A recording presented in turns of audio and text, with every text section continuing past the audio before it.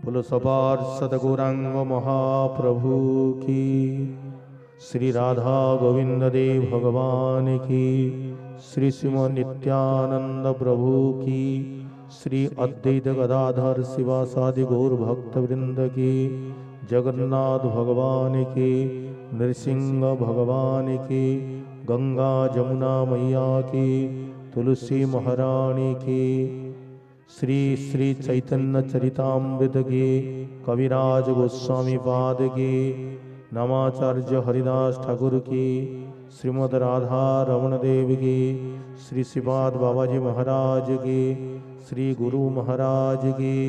जय जय श्री राधे निताय गौर हरि बोल।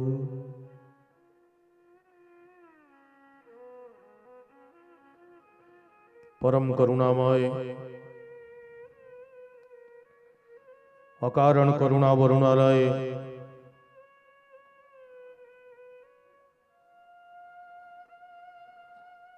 भक्त वत्सल शरणागत वत्सल कलिपावन अवतार श्री श्रीमन नित्यानंद प्रभु श्रीमन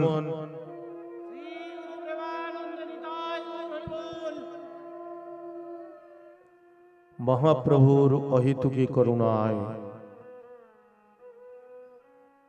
राधा गोविंद देवीर महती कृपाय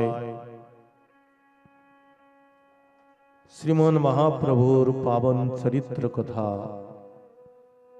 गौड़ीय संप्रदाय आचार्य वर्ज्य श्री श्रील कृष्णदास कविराज गोस्वामी पादेर विरचित श्री श्री चैतन्य चरितामृत माध्यमे महाप्रभुर पावन चरित्र कथा श्रवणेर अवसर आमादेरके प्राप्त होच्छे। ये भगवानेर एकटी विशेष करुणा। कबीर दास महाराज एकटी कथा बोलेछेन, जल में मीन प्यासी मोहे सुनु सुनु आवे हासी। कबीर दास महात्मा व्यंग वाणी। जल में मीन प्यासी मोहे सुनु सुनु आवे हासी। जलेर मध्य থেকেও সে মাছটি জলপান করতে পারছে না।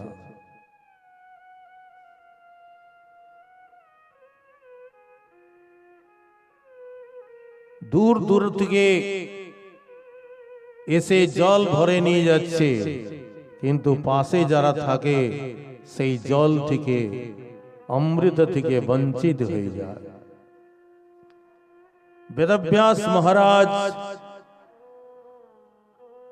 भागवत रचना करे तिनी भागवतेर महात्म्य लिखलेन और महात्म्येर प्रथमे तिनी वर्णना करलेन, बोललेन शुनुन भक्तगण आगे महात्म्यटाके श्रवण करो तारपरे भागवत श्रवण करिबे। कारण वस्तुर प्रति तखनी ही श्रद्धा जागे যখন বস্তুর মহিমাকে আমরা জানি।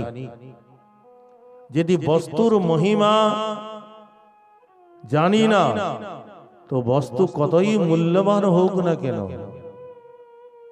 তার প্রতি আমাদের চিত্তে শ্রদ্ধা হবে না। বস্তু অত্যন্ত মূল্যবান।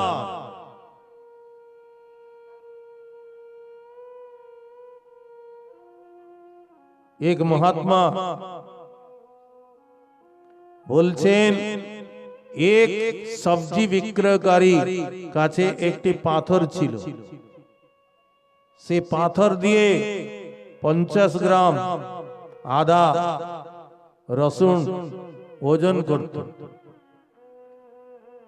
সেই রাস্তা দিয়ে একজন জোহরি যাচ্ছে যে हीरा आदि रत्नेर व्यवसायी से तो रत्न चिने সে দেখছে একটা হীরার খণ্ড ছিল সে পাথরটি। সবজি বিক্রয়কারী তো জানে না, আর তাকে দিয়ে সে সবজি বিক্রয় করছে। তখন সে জোহরি বলছে গিয়ে পাথর খণ্ডি আমাকে দিবে? বলে কেন? বলে আমি তোমাকে অনেক টাকা দেব, অনেক টাকা দেব। টাকার লোভ দেখিয়েছে, বলছে নিয়ে যাও। পাথরটি কি আছে? আমি আবার একটা 50 গ্রামের একটা ওজন করার বস্তু নিয়ে নিব। অনেক টাকা দিয়ে কিনেছে। তখন সে সবজি বিক্রয়কারী বলছে, ভাই তুমি কি পাগল আছো? এই পাথরটা দিয়ে আমি আধা ওজন করি 50 গ্রাম, তুমি এতগুলো টাকা দিয়ে এই পাথরটি কিনলে? তখন ও বলছে, তুমি জানো না যে পাথরটি কি? বলে এটা কি? বলে একটা হীরার খণ্ড, হীরার পাথর, কোটি কোটি টাকার মূল্যবান এই পাথর, তুমি চেনো না। বস্তুর যদি মূল্য জানা না থাকে, সেই বস্তুর প্রতি চিত্তে শ্রদ্ধা হবে না, শ্রদ্ধা জাগবে না। এ গঙ্গা কত দুর্লভ বস্তু, কত কঠোর পরিশ্রম করে, কঠোর তপস্যা করে সূর্যবংশী রাজাগণ এই গঙ্গাকে অবতরণ করিয়েছেন এই মৃত্যু লোকে। আমাদেরকে গঙ্গা প্রাপ্তির জন্য কিছু টাকা খরচ করতে হয় না, কিছু পরিশ্রম করতে হয় না। আমাদের বিনা প্রয়াসে, বিনা চেষ্টায় গঙ্গা উপলব্ধ। এই জন্যই আমাদের চিত্তে গঙ্গার প্রতি কোনো শ্রদ্ধাই নাই। যেমন অন্য জল, তদ্রূপ গঙ্গা জলকে আমরা মনে করি। এই জন্য বেদব্যাস মহারাজ ভাগবতীর মাহাত্ম্য প্রথমে বর্ণনা করলেন। ভাগবত শ্রবণ করিবে, এর মহিমা কি আগে জানো। মহিমা যখন জানিবে তখনই এর প্রতি শ্রদ্ধা জাগবে। এই মনুষ্য জীবন, এই মানব তনু, এরই মহিমা আমরা জানি না। দুর্লভ মনুষ্য দেহ দেহিনাম ক্ষণভঙ্গুরা তত্রাপি দুর্লভং মন্যে বৈকুণ্ঠ প্রিয়দর্শনম। দুর্লভ মনুষ্য দেহ, এ মনুষ্য দেহ দুর্লভ, দুর্লভ নয়, সুদুর্লভ। স্বয়ং ভগবান উদ্ধবকে বলছেন কি, হে উদ্ধব, লব্ধ্বা সুদুর্লভমিদম বহুসম্ভবান্তে ইদম মনুষ্য শরীরম সুদুর্লভম। ভগবান বলছেন, উদ্ধব, বহু সম্ভবান্তে, বহু জন্ম পশ্চাৎ 84 লক্ষ জনিতে ভ্রমণ করতে করতে অন্তিমে গিয়ে মানব শরীর ভগবান কৃপা করে দেন। এই জন্য কৃপা করে দেন, এ জীব বহুকাল থেকে নানা প্রকার কষ্ট ভোগ করছে, একে একবার মানব শরীর দিয়া হোক, যে মানব দেহ হলো সাধন ধাম মোক্ষ কর দ্বারা। সাধনের ধাম ये মনুষ্য দেহ, মুক্তির দ্বার ये মনুষ্য দেহ। এই দেহের দ্বারা যদি সাধন করা হয় তো মুক্তি প্রাপ্তি হবে। মুক্তির দ্বার স্বরূপ বলা হয়েছে এই দেহকে। কেবল এই দেহের দ্বারা হি মুক্তির সাধন হইতে পারবে, অন্য কোন দেহের দ্বারা নয়। 84 লক্ষ যোনি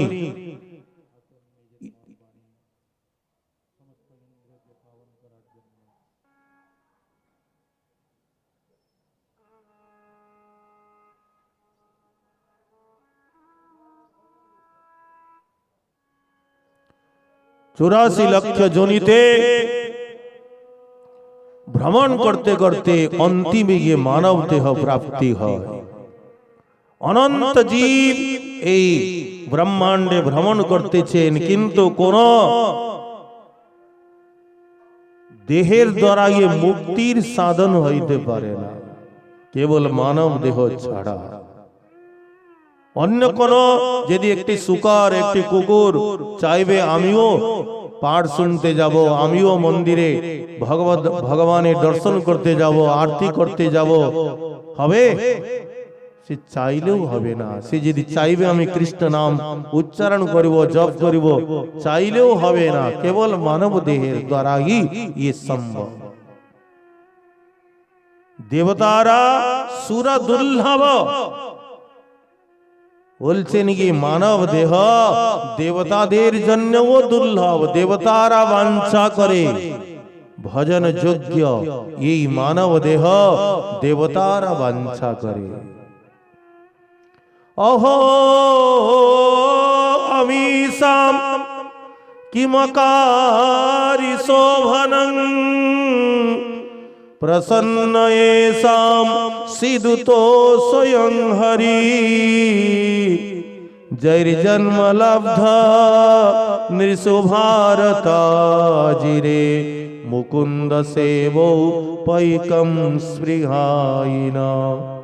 নৃষু ভারতাজিরে এই ভারত ভূমিতে যারা মানব জন্ম প্রাপ্ত করেছেন, অমিশাম কিমকারি শোভনম, এরা এমন কি শুভকর্ম করেছিল, কি পুণ্যকর্ম করেছিল, যে পুণ্যের ফলে এদেরকে এই ভারতবর্ষে মানব দেহ প্রাপ্ত হয়েছে।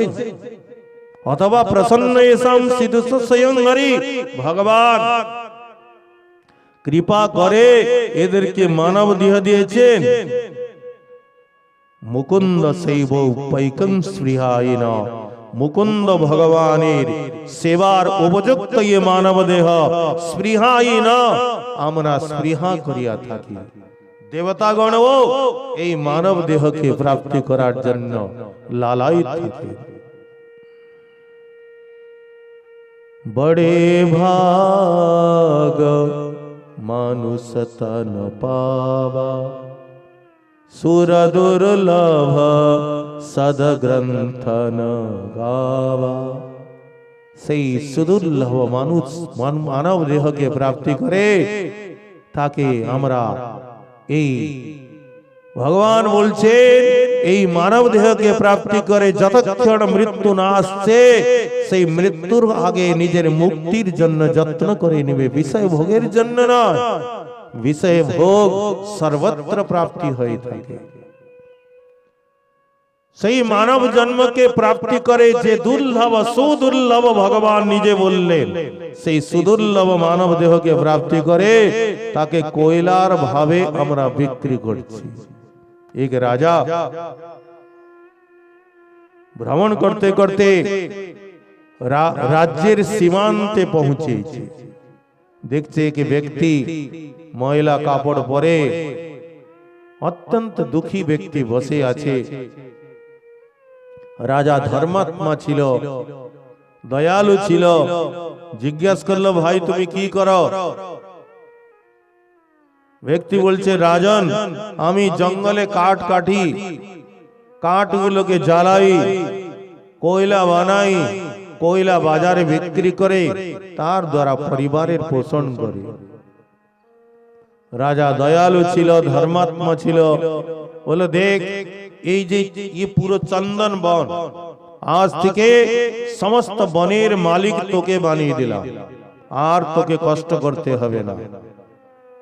সেই চন্দন বনের মালিক বানিয়ে রাজা সেখান থেকে রাজ্যে প্রস্থান করে আবার অনেক দিন পশ্চাৎ ঘুরতে ঘুরতে রাজা আবার সেখানে এসেছে, দেখছে সে ব্যক্তি তদ্রুপ সেই মহিলা কাপড় পরে বসে আছে।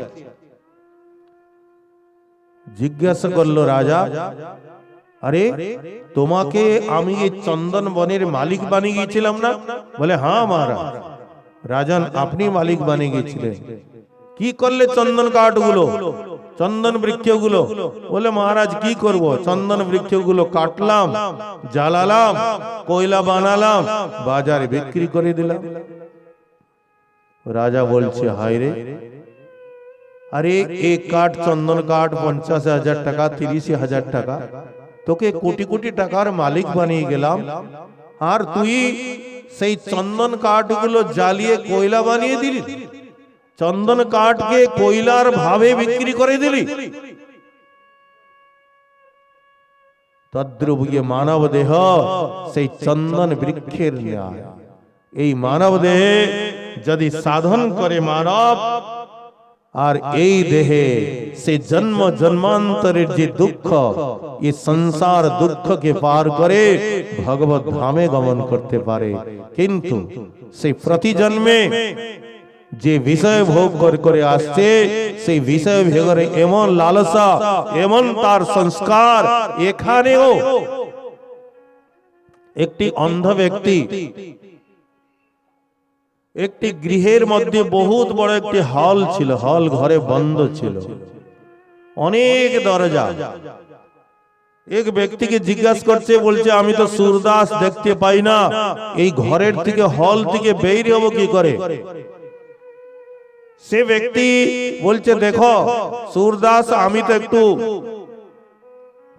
তাড়ায় আছি, আমাকে জলদি যেতে হবে, আমি তোমার কোনো প্রকার সহানুভূতি করতে পারবো না। তুমি একটি কাজ করো, এই যে হল ঘর, এর দিওয়ালকে ধরতে ধরতে যাও, আর যেখানে খালি দরজা আছে, আর সে খালি দরজা দিয়ে তুমি বেরিয়ে যাবে। খোলা দরজা দিয়ে সূরদাস তাই করছে।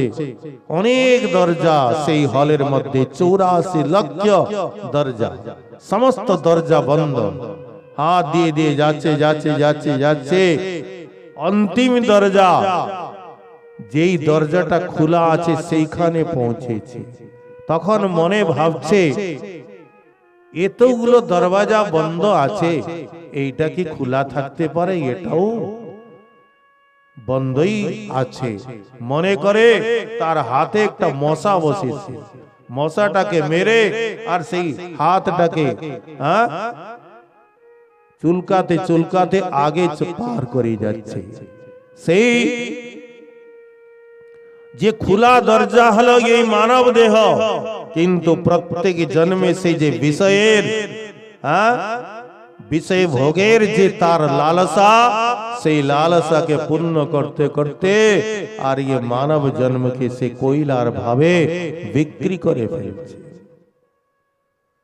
দুর্লভ মনুষ্য দেহ দেহিনা ক্ষণভঙ্গুরা। ये মানব দেহ তো দুর্লভ, কিন্তু ক্ষণভঙ্গ, কোনো গ্যারান্টি নাই। কোথায় এ দেহের পতন হবে কেহ কিছুই বলতে পারবে না। কোথায় কাল দাঁড়িয়ে আছে কেহ কিছুই বলতে পারবে না। একবার ঘটনা তো অনেক আপনারা দেখছেন শুনছেন। একবার বেদব্যাস মহারাজ, উনার নানা মানে মায়ের যে পিতা, সেই নানার মৃত্যুর সময় উপস্থিত, বৃদ্ধ হয়ে গেছে। বেদব্যাসকে বলছেন কি, দেখো তোমার তো, তুমি তো এক প্রকার, তুমি তো ভগবানের অবতার, আমি আর কিছুদিন বাঁচতে চাই, আমার পরমায়ুটাকে একটু বাড়িয়ে দিবে? বেদব্যাস বললেন ঠিক আছে, চলো মৃত্যু দেবতার নিকটে যমলোকে, আর তোমার পরমায়ুটাকে একটু বাড়িয়ে দেব, আমি প্রার্থনা করব বাড়াতে। নানাকে নিয়ে যমলোকে যাচ্ছেন, মার্গে রাস্তায় নারদের সঙ্গে ভেট হলো। নারদ বললেন, ব্যাসজি কোথায় যাচ্ছেন?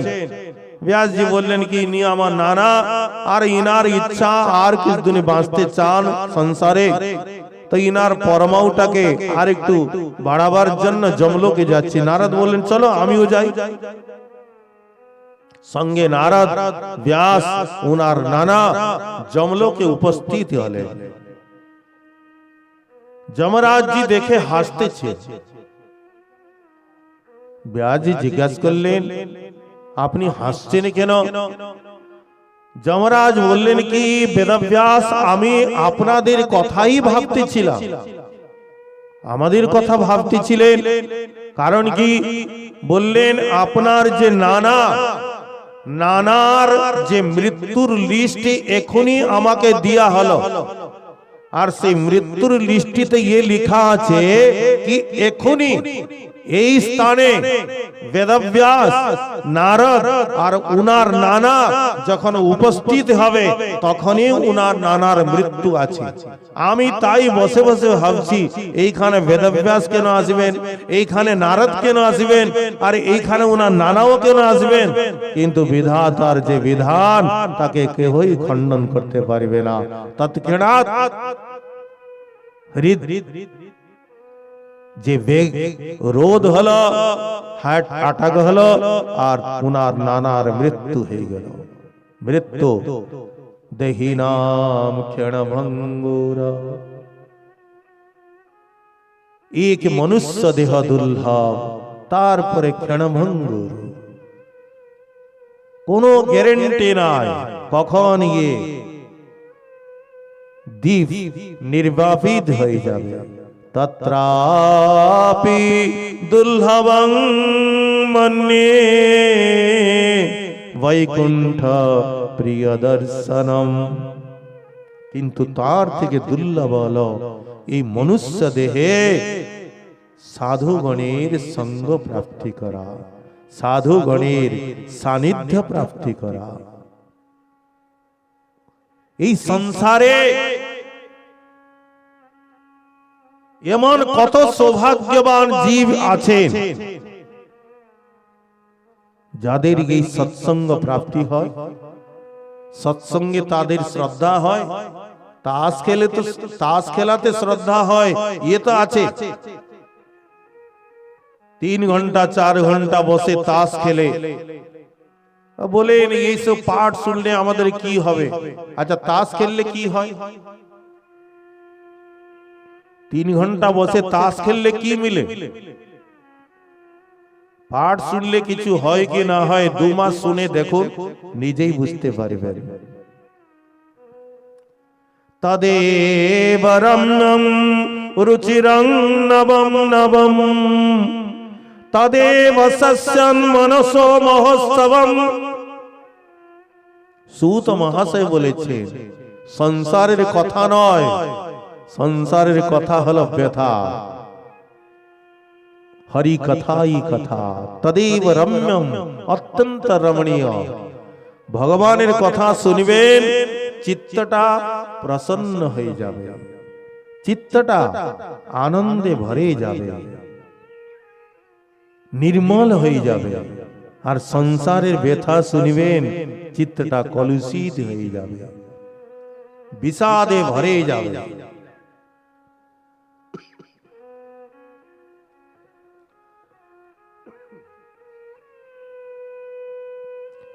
এই জগতে এমন কত জীব থাকেন যাদেরকে সৎসঙ্গ প্রাপ্তি হয়। ধন্য তো এই স্থান, কারণ এইখানে অনেক মহাত্মা ভক্তির প্রচার করেছেন। তাই এই বাঁকুড়া ভূমিতে এখানে ভক্তির প্রচার আছে, আর ভক্তগণের সংখ্যাও অধিক। কিন্তু এমন এমন স্থান আছে কি কোথায় যায় আমরা তো বলতে পারি, কিন্তু আমরা তো সর্বত্র যাই। এমন এমন স্থান আছে, চলে যান আসাম থেকে মেঘালয়ের দিকে, মঠ মন্দির সাধু তারা জীবনেও জানেন না। পুরো জীবন কালেও কি পাপ কি পুণ্য কি অধর্ম কি ধর্ম ওসব তারা সারা জীবনেও জানেন না।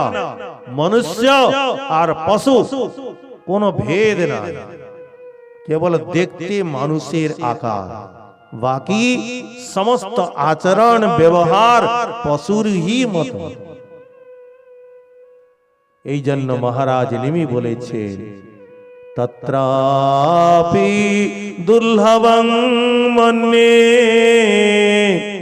বৈকুণ্ঠ প্রিয় দর্শনম। এই বৈকুণ্ঠ প্রিয় মানে সাধুগণের সঙ্গ প্রাপ্তি করা, সান্নিধ্য প্রাপ্তি করা, ये আরো দুর্লভ, ये হয় না, ভাগ্যে হয় না। বাবাজি মহারাজ বলছেন অল্প ভাগ্যে হয় না। সাধুগণের আগমন, গৃহে নাম সংকীর্তন, ये सामान्य स्वल्प भाग्य হয় না। বেদব্যাস মহারাজ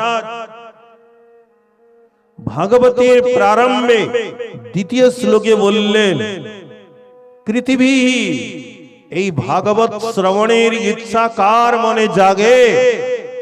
প্রথমেই তিনি বলে দিলেন পৃথিবী পুণ্যাত্মা। স্বামীপাদ বললেন, পুণ্যের বিনা শ্রবণ ইচ্ছা ন জায়েত। পুণ্য বিনা শ্রবণের ইচ্ছাই জাগে না। নিয়ম সেবা মাসে, কার্তিক মাসে রাধা কুণ্ডে দেশ দেশান্তর থেকে এই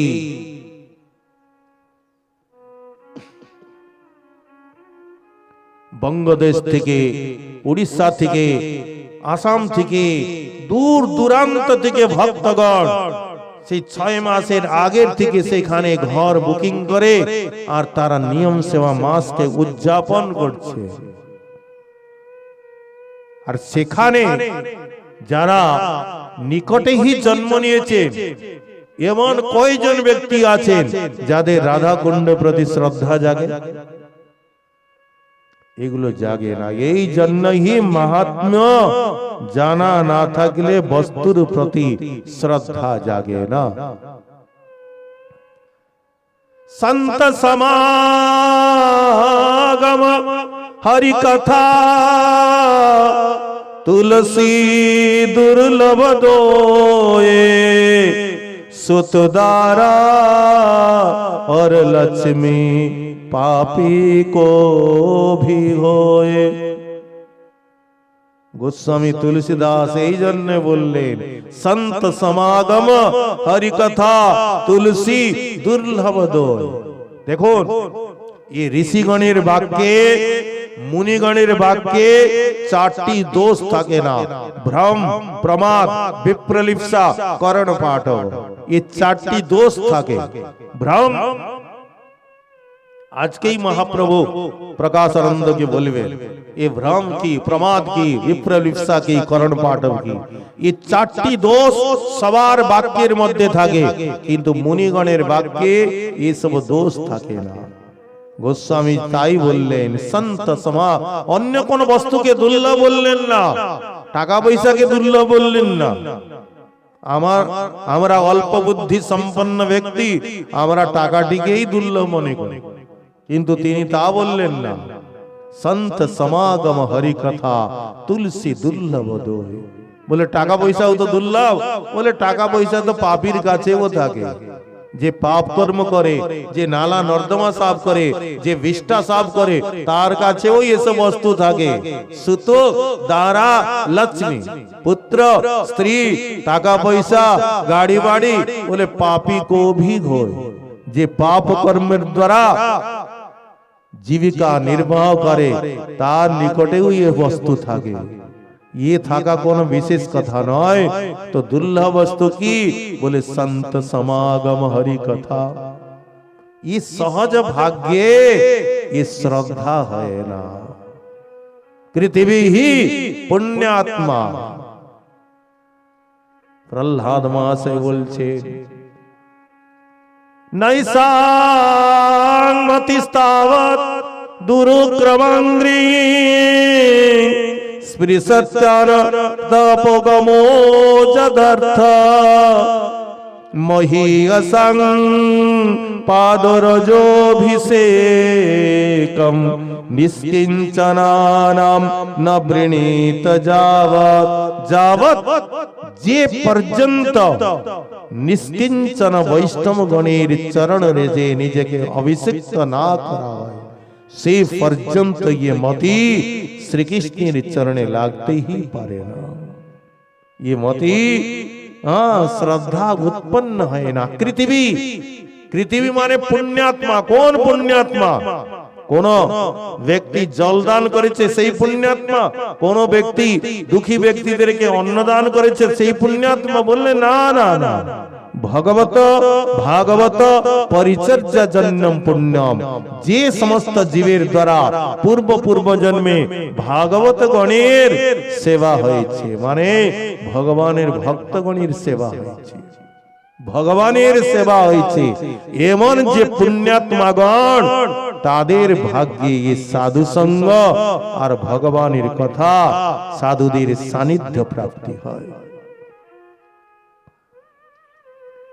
অত আত্যন্তিকিং ক্ষেমম পৃচ্ছামো ভবতো নঘা সংসারে অস্মিন ক্ষণার্ধোপি সৎসঙ্গস্য বধীরিণাম। অস্মিন সংসারে ক্ষণার্ধোপি, এই সংসারে ক্ষণার্ধ আধা ক্ষণের যে সৎসঙ্গ, এ হচ্ছে সেবধীর। সেবধীর শব্দের অর্থ হলো বিরাসত। বিরাসত জানেন? যেমন এক বালক পিতার সম্পত্তির মালিক, তাকে প্রমাণিত করতে হয় না, তাকে কোর্টে গিয়ে উকিল ধরে প্রমাণিত করতে হয় না আমি অমুক ব্যক্তির পুত্র আর ये সম্পত্তির মালিক আমি। প্রমাণিত করতে হয় সে স্বতঃই তার মালিক হয়, তাকে প্রমাণ দিতে হয় না। তদ্রূপ ये সেবধীর। সেবধীর শব্দের অর্থ হলো সেই জীবের সেইটা নিজস্ব সম্পত্তি, সেই সম্পত্তির উপরে কারুর অধিকার নাই। এই জগতের সম্পত্তি কতদিন?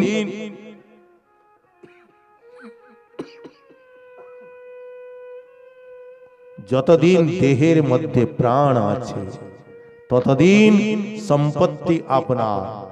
এখন অরব টাকার মালিক আপনি, যখন দেহের থেকে প্রাণ চলে যায় একটা টাকা নিতে পারবেন?